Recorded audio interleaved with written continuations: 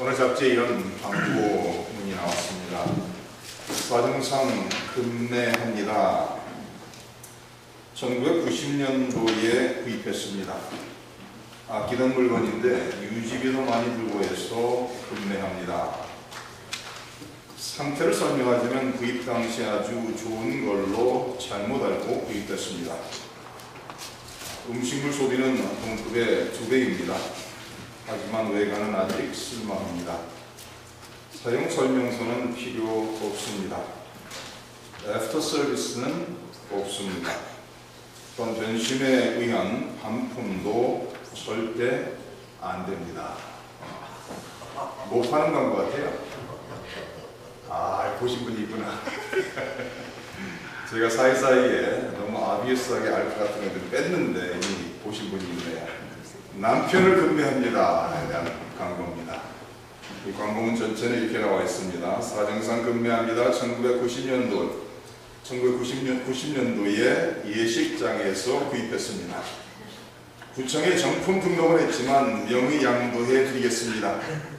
아끼던 물건인데 유지비도 많이 들고 해서 성격 장애가 와서 급매합니다. 상태를 설명하자면 구입 당시 아주 좋은 줄로 A급인 줄로 잘못 알고 구입했습니다. 마음이 바다 같은 줄 알았는데 잔소리가 심해서 사용 시 만족감이 떨어집니다. 음식물 소비는 동급의 2배입니다. 하지만 외관은 아직 쓸만합니다. 사용 설명서는 필요 없습니다. 애프터 서비스는 없습니다. 또한 변심에 의한 반품도 절대 안 됩니다. 덤으로 시어머니도 드립니다.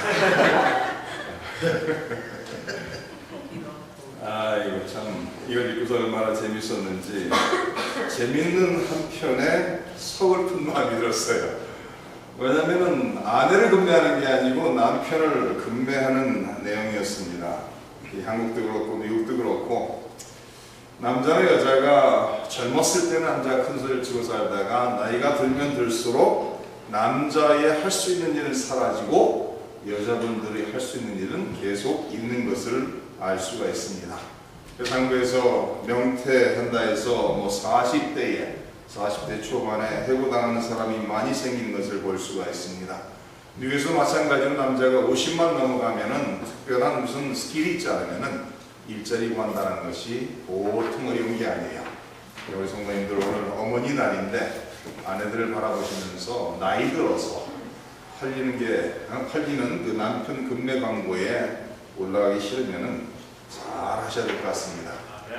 근데 아마 저는 우리 교회 성도님, 남성모님들이 잘하는 분들이 많아갖고 제가 항상 도전을 받습니다. 저는 제가 아주 잘한다라고 착각하고 살았는데 저희 남편들을 보니까 저보다 훨씬 더 잘하는 분들이 많아서 항상 도전을 받고 있습니다.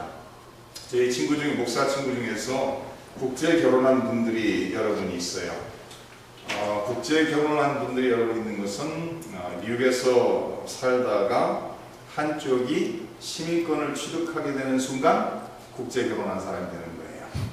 그래서 남편이 시민권을 취득하고 사모가 시민권이 없으면은 제가 서로 우스갯소리로 국제 결혼한 사람이라 합니다. 저 같은 경우는 국제 결혼한 사람이 아니에요. 그러면 저나 집사람이나 둘 다 동일한 시민권을 가지고 있습니다. 미국 시민권을 소유하고 있기 때문에 저희는 국제 결혼한 사람이 아니죠. 오늘 말씀 속에 나타나고 있는 로마 시민권이라는 것이 얼마나 중요하고 얼마나 그 시대에 위대하고 특권을 주는 것이었기에 로마 시민이라는 한마디의 천부장과 바울을 채찍질하려 했던 고문신문하려 했던 사람들이 두려워 떨고 있는 내용을 기록하고 있습니다.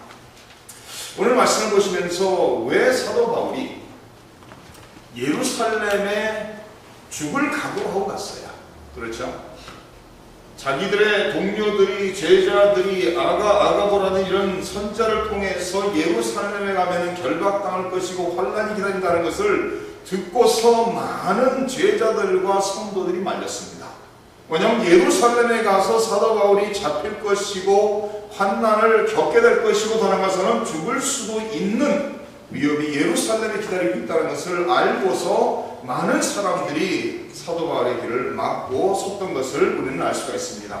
그럴 때마다 사도 바울은 강하게 말합니다. 내가 예루살렘에 가서 포로되고 환난 당하는 것만이 아니라 죽을 각오도 됐다라고 외치고 큰 소리를 치고 지금 예루살렘에 와 도착해서 복음을 전하고 사역을 하다가 잡혀서 거짓 증언을 통해서 잡혀 포로가 된 상황입니다. 그러면 오늘 말씀 속에서 천부장이 채찍으로 때리고 죽을 각오를 한 사람이라면 당당하게 채찍을 맞아야 할 터인데, 사도 바울이 그 순간 나는 로마 시민이라는 자기의 로마 시민권이라는 것을 가지고 그 채찍을 모면하고 돌아가서는 죽음을 피하고 있는 것처럼 생각할 수 있도록 이 상황이 그렇게 보이는 것을 우리가 알 수가 있습니다. 사도 바울은 예루살렘에서 죽음이 기다린다 할지라도 죽을 각오를 하고 왔는데 왜 이제 와서 마음이 바뀌었는가? 스데반 집사처럼 담대하게 하나님 말씀을 끝까지 외치다가 돌에 맞아 죽는다 할지라도 자기의 생명을 내던져 순교할 각오를 하고 왔다고 말하면서 왜 마지막 순간에 채찍에 맞아야 할 이 순간에 나는 로마 시민이라고 말하면서 이 상황을 피하고 있는가? 그러한 생각을 가질 수가 있습니다. 여기 나와 있는 여기 채찍이라는 그것은 우리가 생각하는 21세기 생각하는 채찍과는 전혀 다른 내용이죠. 이 채찍이라는 것은 악한 범죄를 범한 사람들, 이런 사람들에게 주어지는 것입니다. 그래서 예수님의 Passion of the Christ라는 그런 영화를 보면은 예수님께서 그 시대 1세기에 채찍으로 맞는 것을 아주 구체적으로 묘사하고 있는 것을 볼 수가 있어요. 근데 채찍으로 맞으면서 그 장면이 얼마나 혹사하게 맞는지 그 채찍으로 계속해서 반복해서 등이고 종아리고 허벅지고 막 때리는데, 그 시대의 채찍이라는 것은 이 가죽끈 끝에 뭐가 달려있는가 하면은 동물의 뾰족한 뼈든지 쇠붙이가 달려있거든요. 그래서 무자비하게 채찍을 휘두를 때 채찍 끝이 그 죄수든지 범인이든지 그 등을 칠 때 살을 함께 뜯어나가요. 그래서 살이 떨어지는, 그래서 이 채찍으로 10대 20대 맞다 보면은 속에 뼈까지 보이는 그러나 극심한 고통을 주는 채찍이거든요. 그러니까 사도 바울이 지금 채찍으로 맞으려고 하는, 사도 바울을 묶고 채찍으로 치려고 하는 찰나에 나는 로마 시민이다 그러면서 이 오늘 내용을 보면은 마음이 바뀐 것처럼 죽을 각오로 하고 왔다가 죽음의 문턱에 도착하고 보니까 죽음이 두려워지는 이런 모습이 아닌가라고 생각할 수가 있습니다. 왜냐하면 저희가 이 성경을 통해서 사람들이 아주 열악한 상황에 처하면은 마음이 바뀌는 것을 종종 보게 돼요. 그렇게 사람들이 연약하다는 것을 우리는 알 수가 있습니다. 이 베드로도 그랬죠. 예수님께서 말합니다. 내가 예루살렘에 가서 예루살렘에서 죽어야 된다라고 말할 때 베드로가 내가 주를 위해서 주와 함께 오게도 갇히고 죽는데도 가기를 각오했다라고 베드로가 말하죠.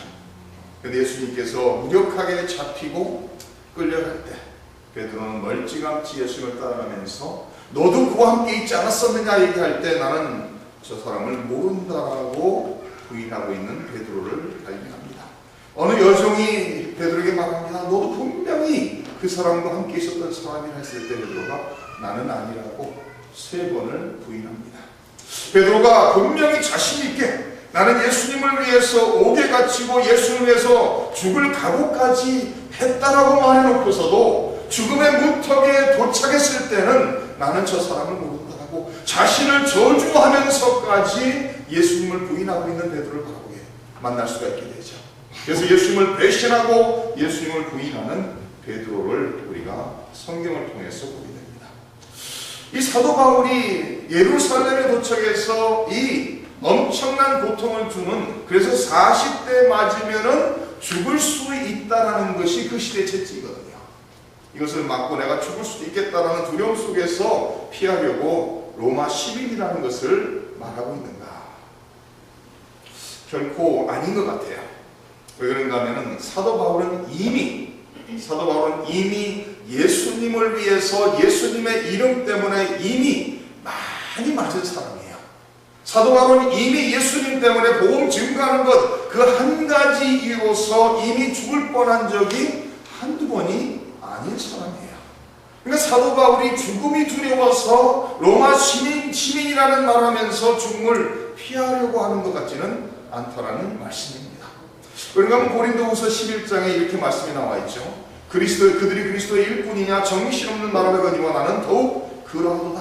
내가 수고를 넘치도록 하고 옥에 갇히기도 더 많이 하고 매도 수없이 맞고 여러 번 죽을 뻔하였으니 유대인들에게 40에서 하나 감한매를 5번 맞았으며 3번 태장으로 맞고 1번 돌로 맞고 3번 파선하고 일주하러 깊은 바다에서 지냈으며 여러 번 여행하면서 강의 위험과 강도의 위험과 동족의 위험과 이방인의 위험과 신의 위험과 광야의 위험과 바다의 위험과 거짓 형제 중의 위험을 당하고 또 수고하며 애쓰고 여러 번 자지 못하고 줄이며 목마르고 여러 번 굶고 춥고 헐벗어노라.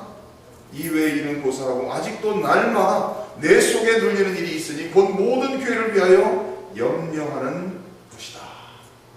사도 바울의 이 고린도후서에 나와 있는 고백을 보면은요, 한 인간이 감당할 수 있는 고통을, 감당하기 어려운 모든 고통을 이미 받은 사람이에요. 어떻게 보면 사도 바울이 여기서 스데반 집사처럼 크게 외치면서 나는 예수님만을 믿고 하나님만이 유일한 왕이라는 것을 믿다면서 복음을 크게 외침으로써 이 자리에서 매를 맞아 채찍을 맞아 죽는 것이 어떻게 보면 사도 바울한테는 그것이 더 쉬운 일이었을 것이고 더 편한 일이었을 것이고 어쩌면 사도 바울이 인간적인 측면에서는 더 축복의 길이었을 것이라고 생각할 수가 있습니다.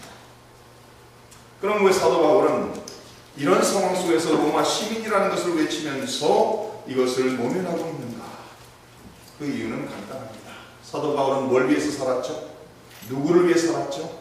사도 바울은 예수님을 다메섹 도성에서 만난 후에 사도 바울은 하나님을 위해서, 하나님의 영광을 위해서, 예수님을 위해서 살았던 사람이에요. 그러니까 사도 바울은 자기에게 주어진 예수님이 다메섹 도성에서 그를 만나주고 그에게 주신 사명을 위해서 생명을 내던진 사람이에요. 그러니까 사도 바울은 분명히 알고 있습니다. 나의 사명이 이게 끝이 아니라는 거예요.